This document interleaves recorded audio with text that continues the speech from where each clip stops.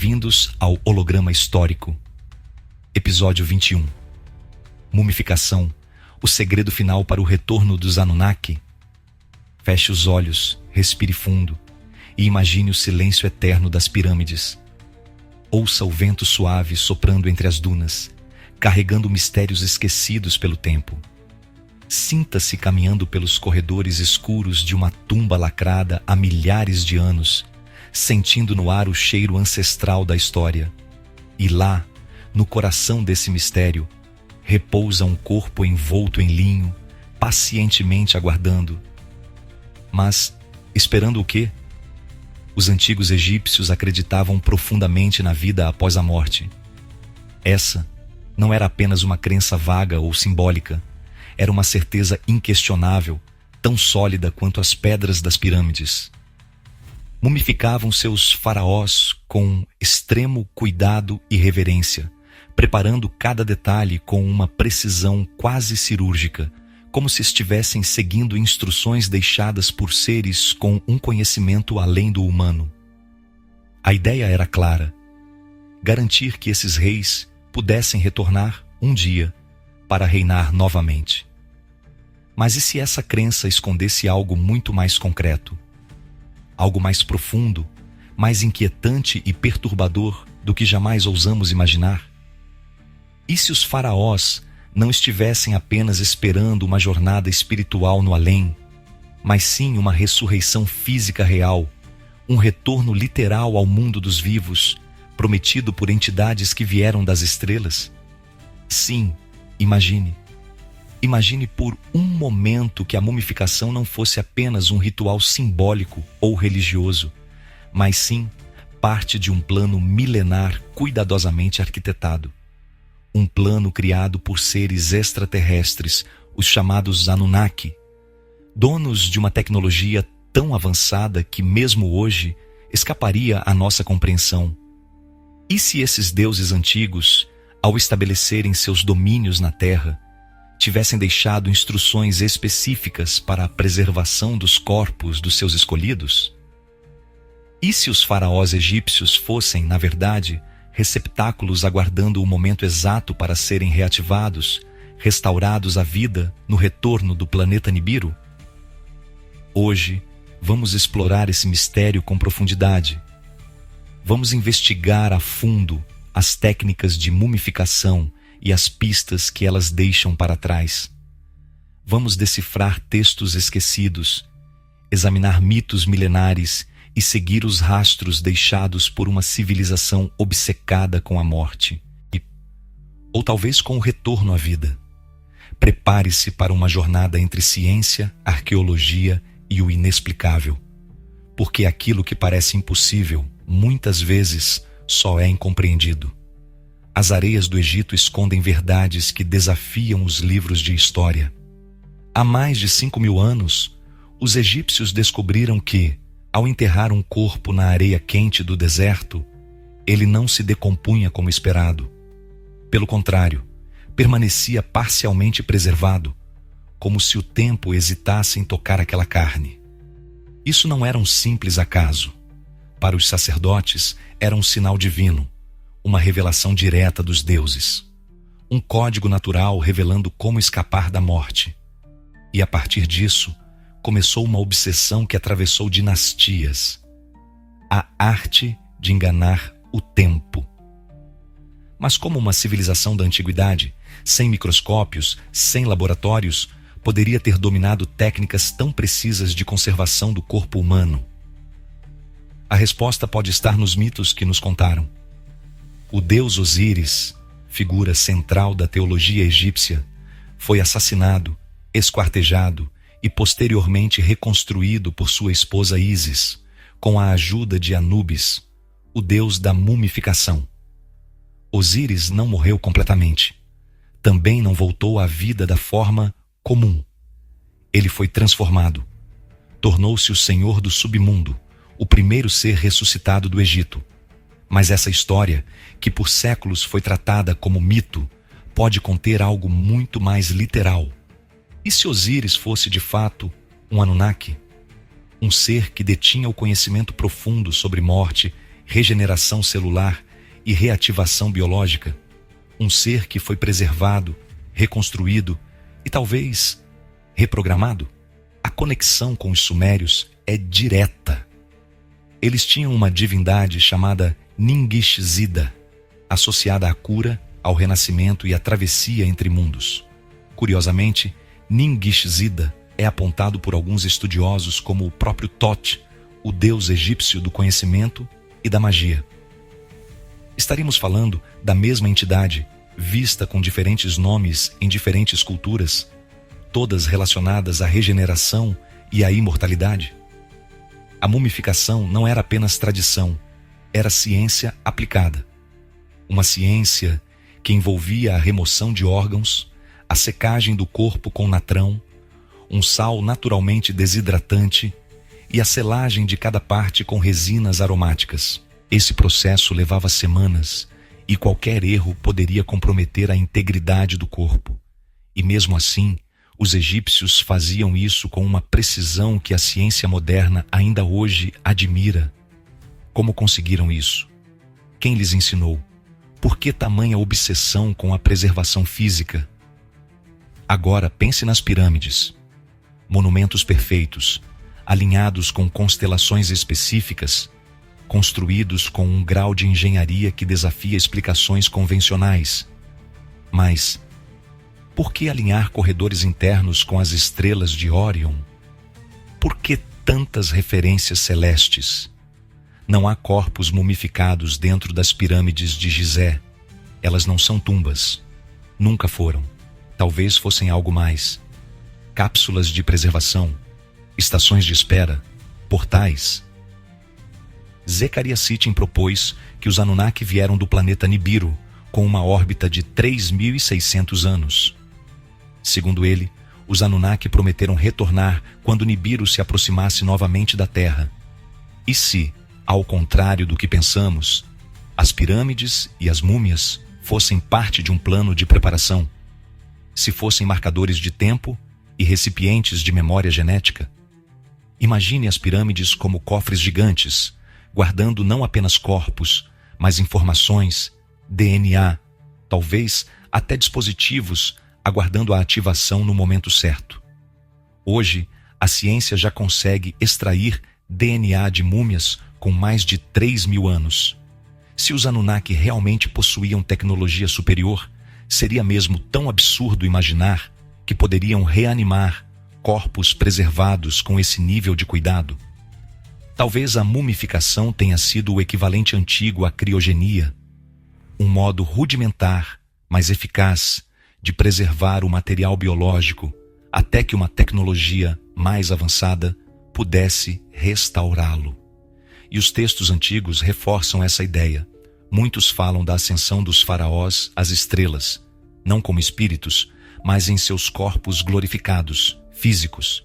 Essas descrições não são alegorias religiosas. São registros de um processo, um projeto, um plano. Agora, visualize comigo. Uma noite silenciosa no Egito. O deserto dorme sob o brilho prateado da lua. As pirâmides, imensas e imponentes, refletem a luz suave como se estivessem despertando de um longo sono. De repente, um ponto luminoso rasga o céu. Não é uma estrela comum, não é um cometa, é algo maior. É Nibiru, o planeta dos deuses, surgindo no horizonte celeste após milhares de anos. Seu retorno não era uma lenda, era parte de um ciclo preciso, um evento astronômico previsto por aqueles que vieram antes de nós.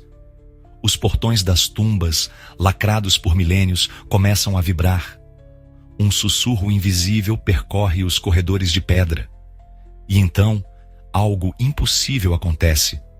Os corpos mumificados, adormecidos no tempo, recebem aquilo que esperaram por eras, a ativação. Com tecnologia que desconhecemos, mas que os textos sugerem existir, os Anunnaki iniciam o processo, a reanimação, a regeneração. Não mágica, mas ciência avançada, nanotecnologia, engenharia genética reversa, clonagem baseada em DNA preservado. A resposta talvez esteja além da nossa compreensão atual, mas não além da possibilidade.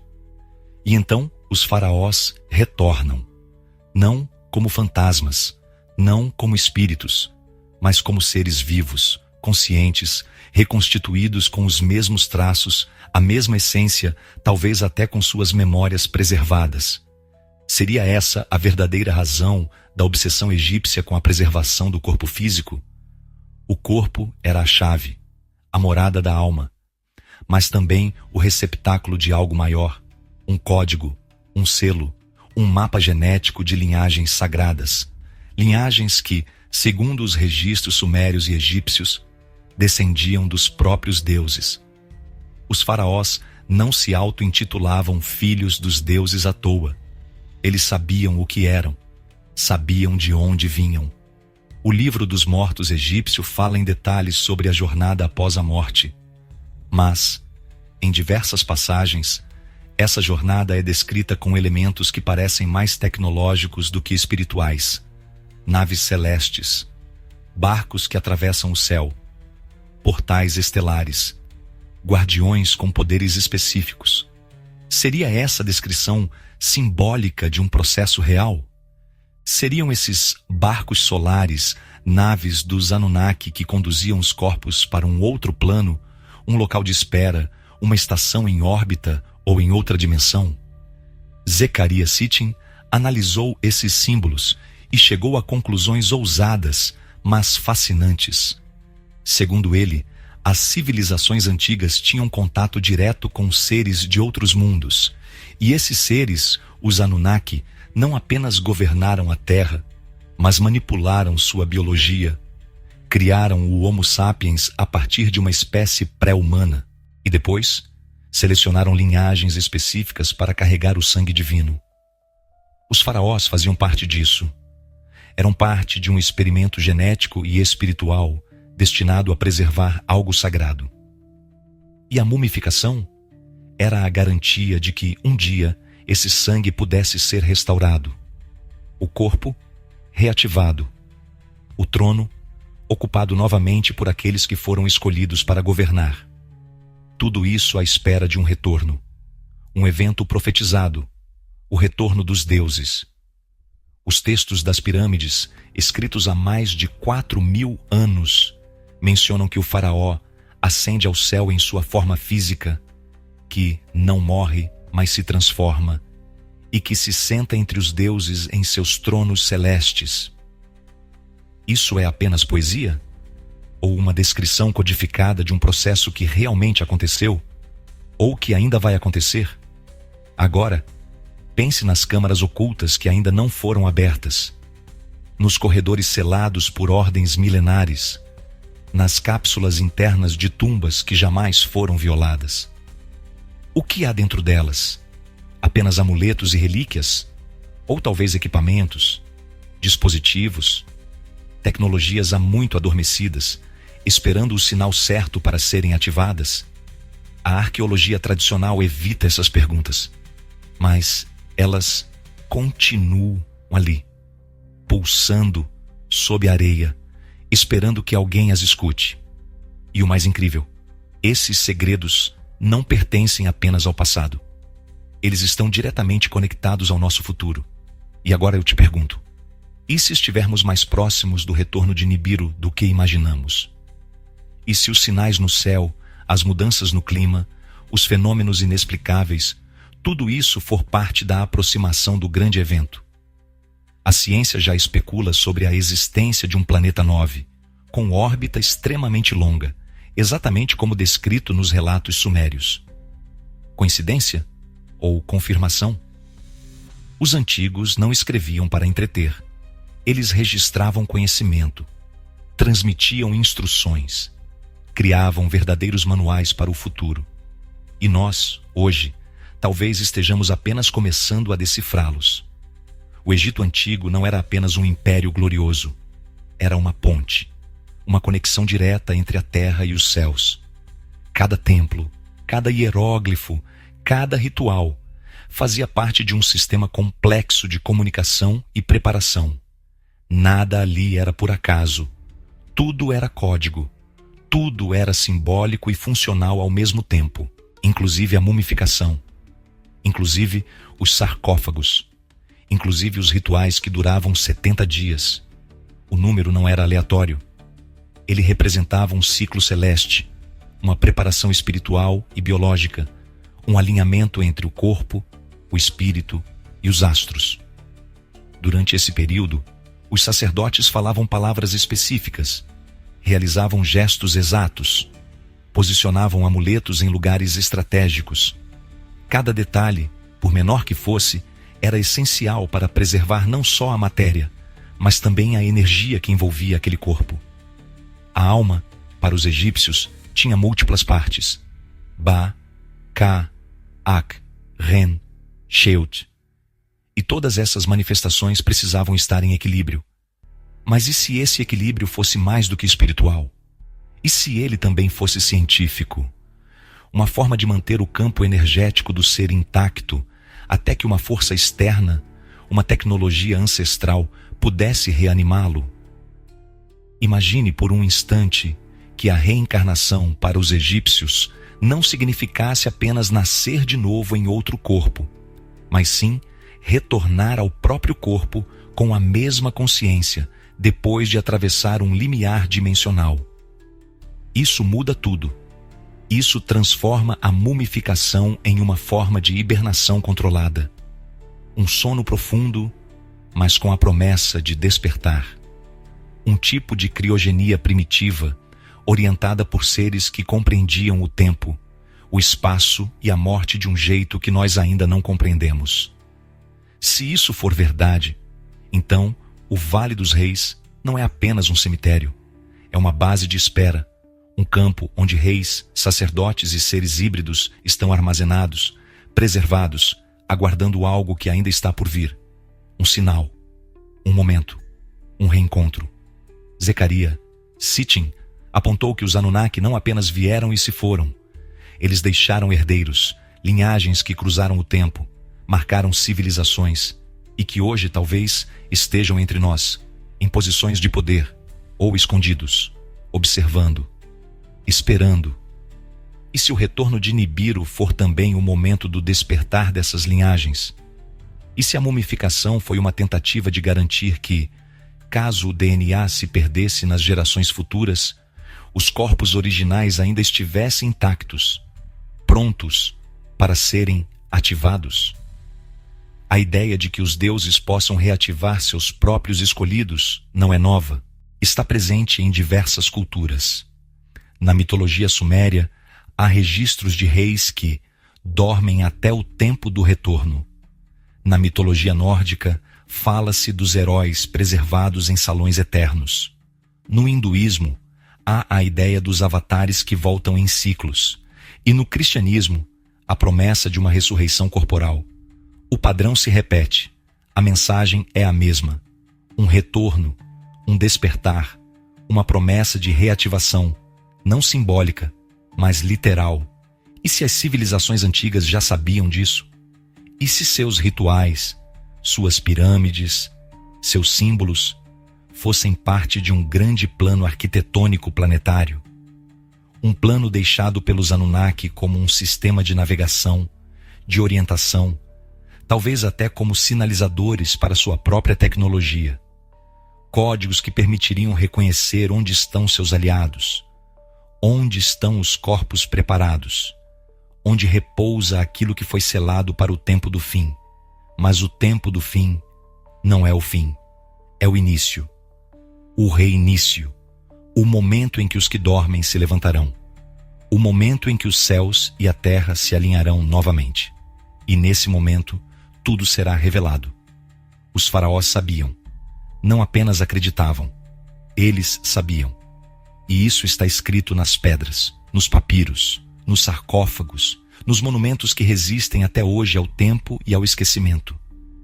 Cada símbolo esculpido, cada cartucho com um nome real, cada cena desenhada nas paredes das tumbas é uma peça de um quebra-cabeça maior, um aviso, um mapa, uma promessa.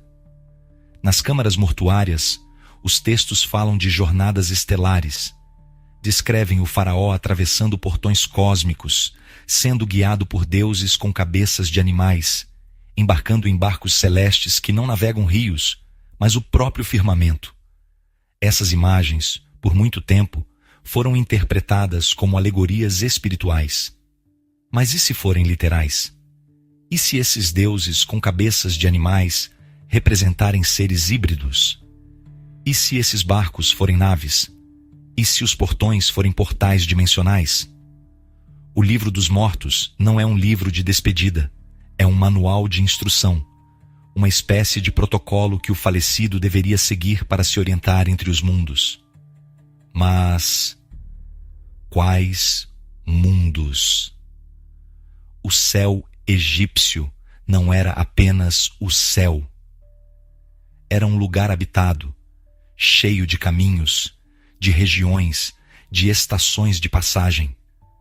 Um espaço navegável, e as estrelas não eram apenas pontos brilhantes, eram localizações, marcos, bases, posições de referência usadas por aqueles que vinham de longe, de muito longe. Muitas dessas estrelas eram associadas aos deuses mais antigos. Órion, por exemplo, estava relacionado a Osíris, Sírius, a deusa Ísis, e as Pleiades, a outros deuses de sabedoria e regeneração.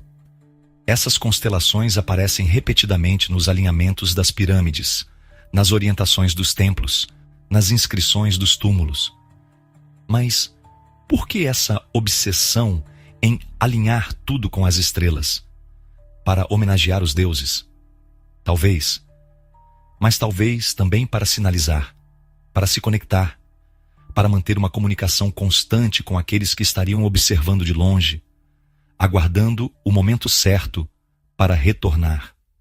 As pirâmides, principalmente as de Gizé, não contêm corpos. Nenhuma múmia foi encontrada dentro delas. Nenhum sarcófago lacrado. Isso sempre foi um enigma, mas talvez a resposta seja simples. Elas não foram feitas para sepultamento.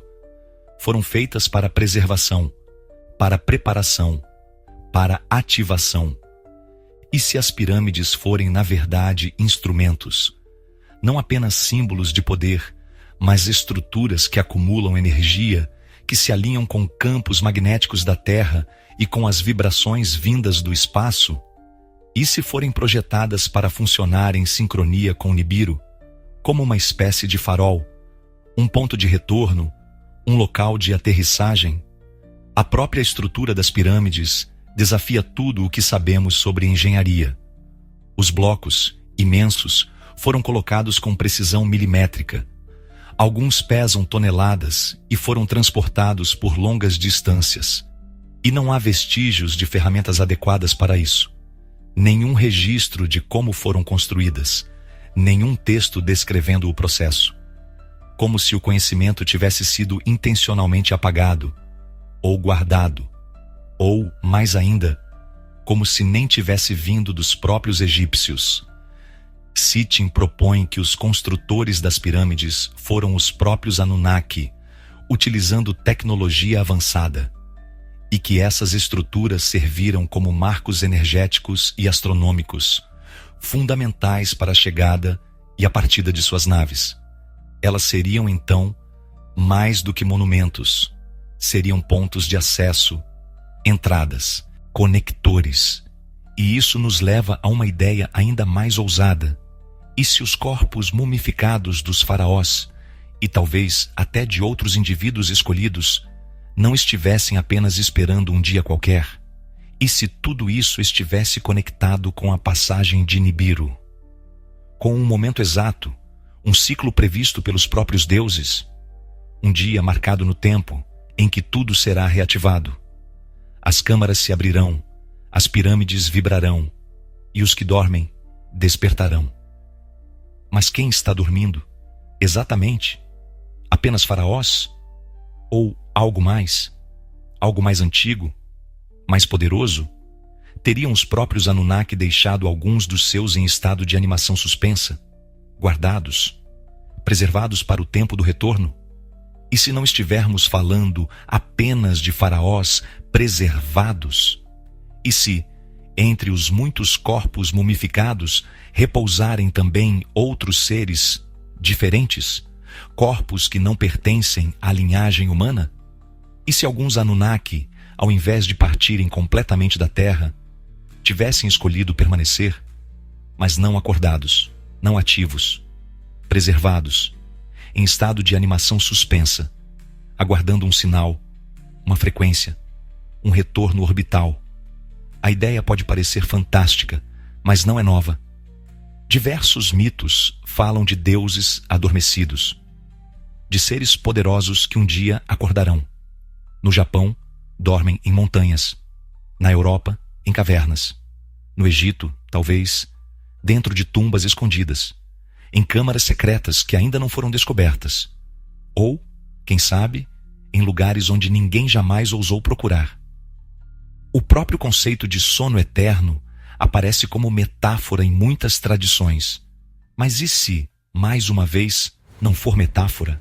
E se for literal?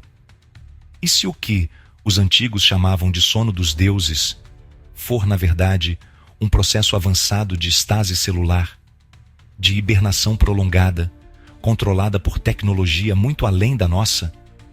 Um sistema onde o metabolismo é interrompido, onde o corpo é mantido em perfeito estado por milênios, até que o ciclo se complete.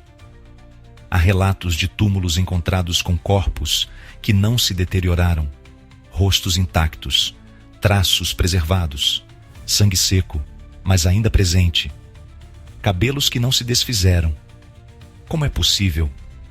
A ciência explica como exceções, condições ambientais ideais. Mas e se, em alguns casos, isso foi intencional? E se esses corpos foram preparados com um propósito específico, não para serem estudados, mas para serem reanimados? Imagine uma câmara secreta construída sob uma das pirâmides, lacrada por dentro e por fora, sem acesso, sem sinais, apenas silêncio. Lá dentro, um sarcófago de pedra maciça, e dentro dele, não um faraó comum, mas algo diferente. Um corpo mais alto, traços incomuns, tecidos preservados, e ao redor dele, cristais, amuletos, objetos metálicos que não se deterioraram, dispositivos que não reconhecemos, mas que emitem energia residual. O que é isso? Um túmulo? Ou uma cápsula? Um corpo? Ou um emissário em repouso? E agora imagine o momento do retorno. Nibiru se aproxima. Sua presença afeta os campos magnéticos da Terra. Ondas eletromagnéticas viajam pela crosta. Antigos dispositivos, adormecidos por milênios, são ativados. Um campo se forma. Uma vibração sutil percorre as pedras das pirâmides. E lentamente as câmaras lacradas respondem. Os cristais brilham. Os selos se rompem. E o corpo desperta. Essa ideia não é apenas ficção. Ela está presente, com outras palavras, em textos antigos. Os egípcios falavam da volta dos Neteru, os sumérios, do tempo do retorno, os maias, do renascimento dos deuses. Todas essas culturas, separadas por continentes e milênios, falavam da mesma coisa. Um ciclo, uma espera, um retorno. Mas o que isso significaria para nós, hoje? Talvez não apenas a volta dos antigos deuses. Talvez também o renascimento de um conhecimento esquecido, um resgate de tecnologias enterradas, de saberes perdidos. Talvez o momento em que seremos obrigados a encarar a verdade sobre nossa origem, nossa natureza, nossa missão. Afinal, se fomos criados pelos Anunnaki, como sugerem os registros sumérios, se fomos moldados geneticamente para servir, aprender, evoluir, então, o que eles esperam de nós agora? O que acontecerá quando voltarem? Se o retorno dos Anunnaki realmente acontecer, o que mudaria para nós? O que mudaria para a humanidade, para a ciência, para a religião, para o modo como nos vemos no universo? A simples confirmação de que não estamos sozinhos já seria suficiente para abalar todos os pilares sobre os quais construímos nossas crenças. Mas estamos falando de algo maior. Estamos falando da revelação de que nós nunca estivemos sozinhos. E mais do que isso, de que fomos criados, guiados e moldados por esses seres. De que a nossa história verdadeira é mais antiga, mais complexa e mais cósmica do que jamais ousamos imaginar. Imagine os livros escolares sendo reescritos, as teorias da evolução sendo revistas, a própria ciência sendo forçada a reconhecer que nossa origem biológica tem interferência externa, que nossos corpos foram geneticamente modificados, que o salto do Homo erectus para o Homo sapiens não foi aleatório, mas projetado, planejado, supervisionado. E as religiões? Como reagiriam diante da ideia de que os deuses das Escrituras eram, na verdade, visitantes de outro mundo? Que os anjos eram emissários interplanetários? Que os milagres eram manifestações de tecnologias incompreensíveis para os povos da época? Os templos, os rituais, os textos sagrados, tudo começaria a fazer sentido sob uma nova ótica. Uma ótica que não anula o sagrado, mas o reconecta às estrelas. Uma ótica que compreende que fé e ciência, longe de se oporem, podem caminhar juntas quando o conhecimento é revelado. Mas a grande questão seria: eles voltariam como mestres ou como juízes? Estariam vindo para nos guiar ou para nos avaliar? Estariam vindo para resgatar suas linhagens ou para ajustar o curso de uma criação que talvez tenha saído do controle? Sitchin sugeriu que, em outros momentos da história, os Anunnaki interferiram diretamente nos rumos da humanidade. Houve catástrofes provocadas por eles, guerras entre eles, disputas familiares que afetaram reinos inteiros. E, segundo ele, o grande dilúvio foi uma dessas interferências. Um reinício, um reset planejado. E se esse retorno estiver, mais uma vez, conectado com um ciclo de limpeza, de transformação global? Muitas culturas falam de um fim dos tempos, mas esse fim não é o fim absoluto. É o fim de uma era, o encerramento de um ciclo e, logo em seguida, o nascimento de um novo tempo, um novo céu, uma nova terra. Talvez seja isso que está para acontecer. Um novo contato, um novo pacto. E nesse novo tempo, os corpos preservados despertarão.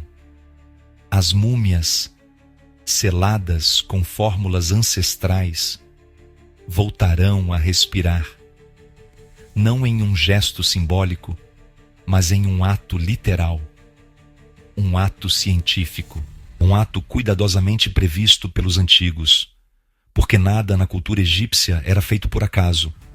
Nada era dito sem um propósito. Os deuses deixaram pistas, e os egípcios seguiram cada uma delas com devoção, com paciência, com exatidão. A mumificação, então, não foi um fim. Foi um começo. Um gesto de esperança, de fé no retorno, de preparação para o reencontro. E esse reencontro pode estar mais próximo do que imaginamos. Nos dias de hoje, há sinais por toda parte, sinais sutis, discretos, mas que, se olharmos com atenção, parecem estar nos dizendo algo. O clima da Terra está mudando, os polos estão se deslocando, tempestades solares se intensificam, há registros de ruídos inexplicáveis vindo do céu, clarões, frequências, comportamentos anômalos nos campos magnéticos do planeta. Seriam esses apenas fenômenos naturais? Ou reações a algo maior que se aproxima? Os antigos falavam da chegada dos deuses como um momento de grande turbulência. Céus agitados, terra em convulsão.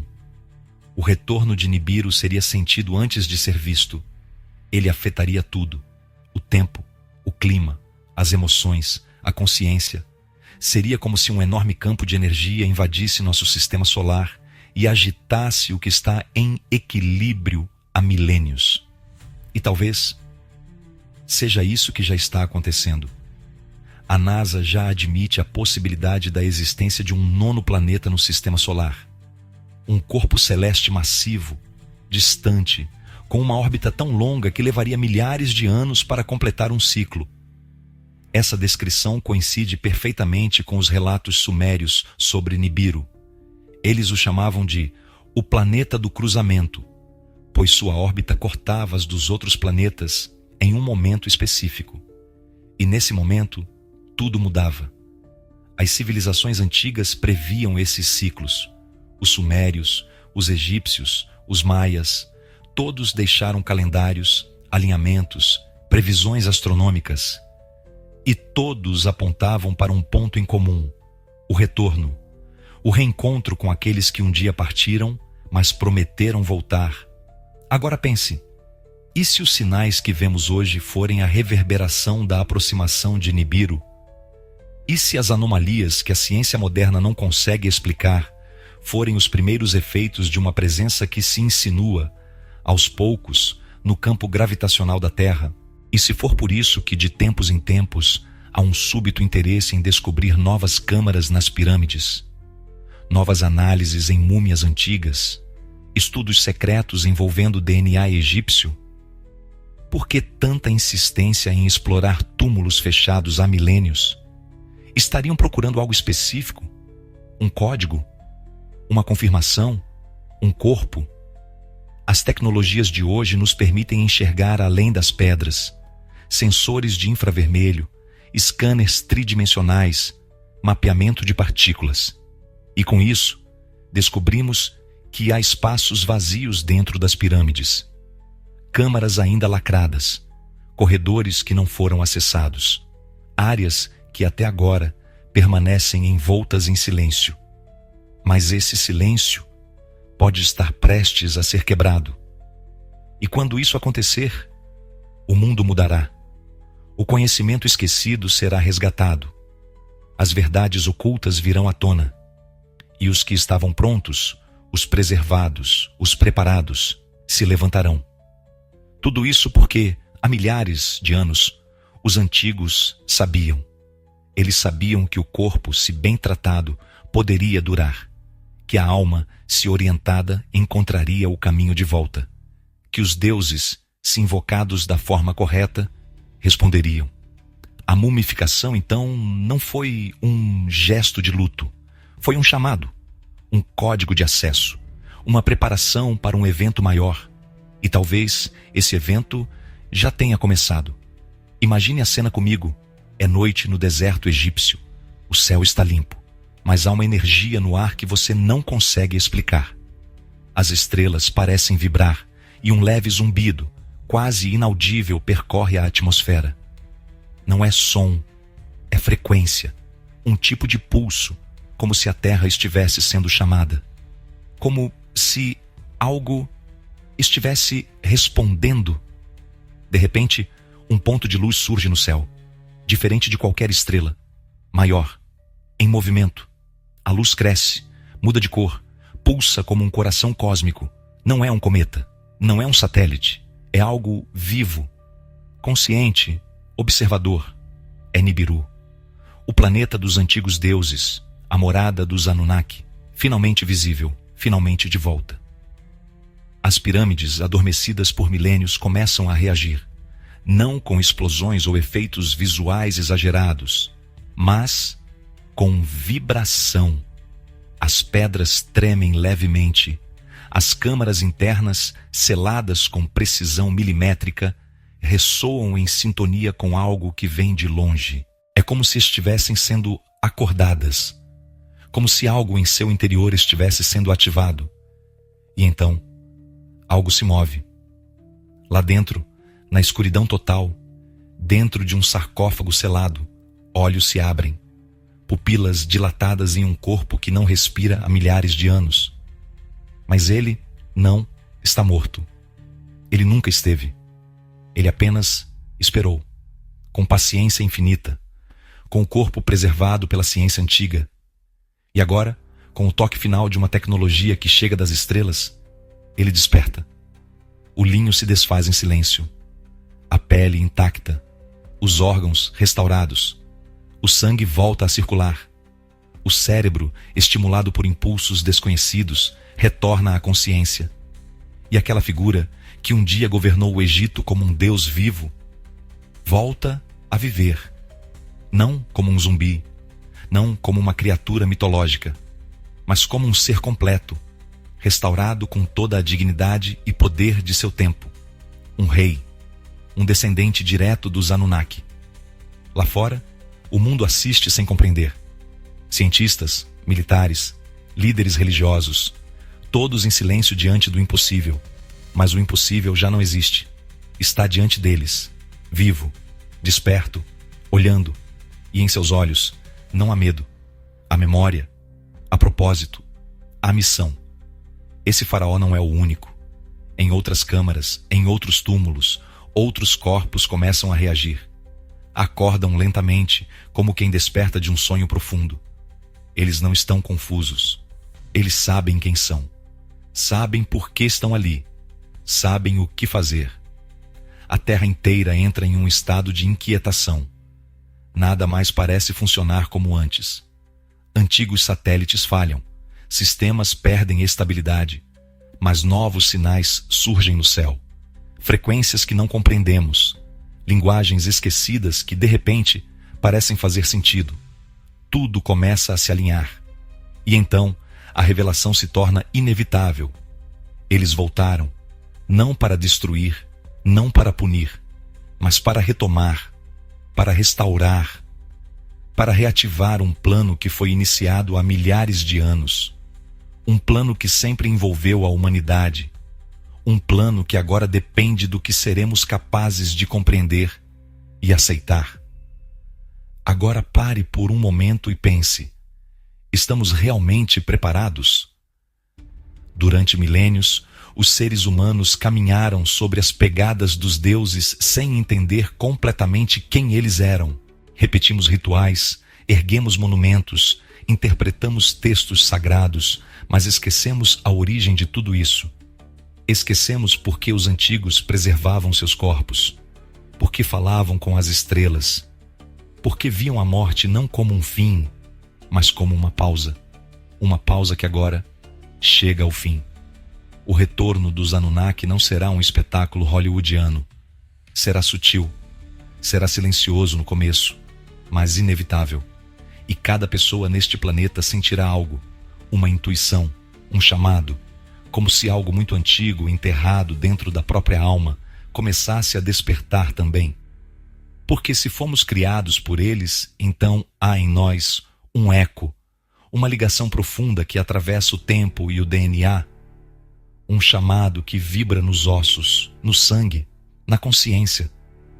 Talvez por isso tantos sintam que algo está prestes a acontecer, que estamos à beira de algo, um limiar entre o mundo que conhecemos e um que esquecemos, um mundo onde a ciência e o sagrado não se separam, onde o corpo não é apenas carne, mas código, onde o espírito não vaga, mas viaja, onde o tempo não corre, mas se curva. Tudo aquilo que os egípcios sabiam, tudo aquilo que guardaram nas tumbas, nos pergaminhos, nas paredes dos templos, não era apenas tradição, era instrução. Eles sabiam que a preservação era a chave, que o linho não era tecido, era selo, que o natrão não era só sal, era estabilizador, que os amuletos não eram superstição, mas circuitos simbólicos, ligados a forças que só agora começamos a reconhecer. E agora, quando Nibiru se aproxima, essas instruções voltam à tona. O mundo moderno, ainda cético, começa a redescobrir a importância do passado. Porque o passado é o manual do que virá.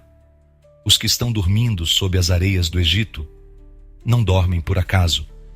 Eles foram colocados ali com um propósito, um ciclo, um retorno marcado por estrelas, calendários e frequências.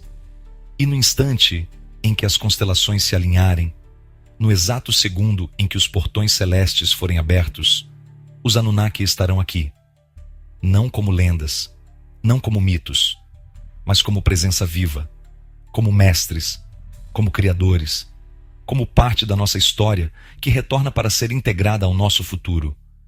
Mas o que virá depois disso? O que acontecerá com o mundo? E agora chegamos ao fim, ou melhor, ao início de tudo. Se os Anunnaki realmente retornarem, não estaremos apenas diante de uma visita cósmica. Estaremos diante da revelação mais profunda que a humanidade já conheceu. Uma revelação que mudará nossa história, nossa identidade e nosso destino. Porque a pergunta que surgirá não será quem são eles, mas sim quem somos nós. Somos apenas uma espécie acidental, perdida em um universo indiferente? Ou somos parte de um projeto grandioso, cuidadosamente elaborado por mentes que dominam o tempo, a genética e o cosmos? E se formos, então o retorno deles não é um susto, é uma promessa cumprida, um reencontro. Um capítulo há muito esperado do nosso livro coletivo. A mumificação, então, assume um novo significado. Ela não foi um adeus, foi um até logo, um gesto de fé na ciência dos deuses, um símbolo da espera, do preparo, da paciência em relação a algo que estava escrito nas estrelas. Os corpos não foram deixados ao acaso, foram protegidos. Cuidaram deles como se soubessem que um dia seriam importantes, que um dia acordariam, que um dia seriam chamados. E esse dia pode ser hoje, pode ser amanhã, ou pode já ter começado. Nas sombras das tumbas, no silêncio das pirâmides, nos arquivos escondidos da arqueologia moderna, talvez a ativação já esteja em curso. E o que parecia apenas um ritual antigo se mostra como o primeiro passo de uma tecnologia que transcende o tempo. Uma ciência viva, uma herança deixada por aqueles que, um dia, prometeram voltar. Então eu te pergunto, depois de tudo o que ouviu, ainda acha que isso é só um mito? Ou será que estamos à beira de redescobrir um conhecimento tão antigo, tão poderoso, que pode redefinir tudo o que conhecemos? A resposta talvez esteja mais perto do que você imagina. E talvez você já a sinta dentro de si. O mistério continua. E se você gostou deste episódio, não esqueça de deixar o seu like, comentar aqui embaixo o que você acha dessa história extraordinária e compartilhar com seus amigos. E claro, inscreva-se agora mesmo no canal para não perder nenhum episódio do Holograma Histórico. Obrigado por acompanhar essa jornada até aqui. E até o próximo episódio.